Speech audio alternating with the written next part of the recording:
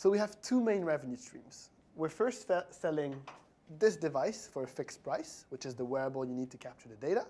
And then we have a subscription fee, which allows you to get more data, deeper analysis, more insights that you pay every month. So we'll look at these two revenue streams differently, and we'll start by the fixed fee for the device. So we're selling this device for $299, right? So assume someone's going to buy it in year 0 for $299. Now, we're also assuming that after the first 3 years, maybe he or she's going to buy it again for that same price. Now, the reason we're assuming this is when you look at what's happening in the market for wearables today, that's the way people behave. Yeah. Usually maybe after 3 years, it's going to break or there's going to be a new version, and therefore they're going to buy it again.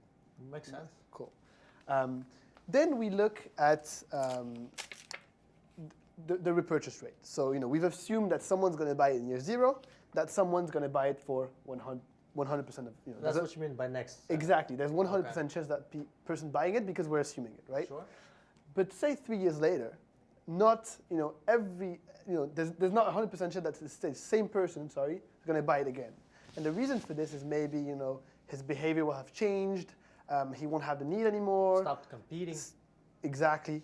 And so we assume that there's 60% chance that this same person is going to buy it again.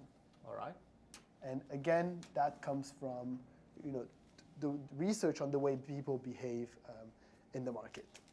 So now we're going to look at the gross margin. And essentially what it is it's helping us understand how much it's going to cost us to build this device and how much we're going to have left out of these $299 to pay for marketing and to pay for all the other fixed costs we have in the company. Sure. And so based on our early analysis, we believe that after we've built the wearable, 60% of these $299 will be left for us to pay for all the remaining fees, right? And so we started by assuming a price of $299, and just to make sure that everyone understands that this assumes that we're going to sell direct. There's going to be no discount fee, no returns. It's a big assumption we're making here to make the calculation easier. Yeah, because they could also be going through resellers, etc., right? In which case, the price that they bring back to the company is going to be different.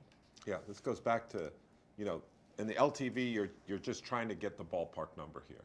I mean, if we're to really break this down, the $299 is actually their list price, and that assumes they don't discount it. That assumes they also don't sell it through any discounters in year 0 and year 3. Yeah. Is that realistic? Maybe, maybe not. Probably not. But for order of magnitude here, you use $299. The gross margin is based off the $299. So the top number drives a lot of what's going to happen below it. Yeah, I want to pause on this for a moment because it's very important to the LTV calculation. When you're calculating LTV, you're not counting the list price, but you're counting the revenue that ultimately arrives at your company. Correct? Exactly. So if they weren't selling direct, you wouldn't take the list price. You would take the revenue that would net to them. Yeah. So if I'm selling something through a reseller, I'm probably going to give up 40% of the revenue to them. So if the product's selling for $100, yeah, I'm only at best receiving $60 of that.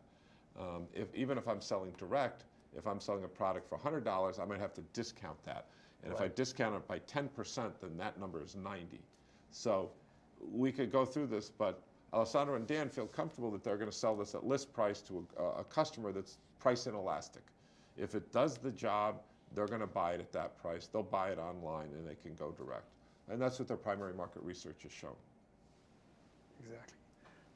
And so 3 years down the line, we're also assuming a margin of 60%, although there's a chance that that margin may even become higher as we sell more and we can make more economies of scale. Because you achieve economies of scale. Exactly, right? But based on the uncertainty, we're still assuming 60% because this is something we're confident with today. Yeah. And then as we move down to the profit, when we kind of do this calculation, we'll realize that in year 1, we'll keep $179 out of the sale, and in year 3, $107. So kind of this is the basis of the calculation Yeah. for the one-time revenue part of our. And again, of the the LTV. profit number for year 0 and for year 3 are different because of the repurchase rate, right? Exactly, because Yeah. not everyone that bought it in year 0 is going to buy it in year 3. Yeah, makes sense. And I think a few points to bring out here, Dean, is it's a, they've written out $179.40. That's really just, you're at 175 give or take here, and out here you're at $100 give or take for that one as well. And so this kind of a precision that we're going through, I don't want the audience to be too frustrated about that. You're trying to find order of magnitude here. Yeah.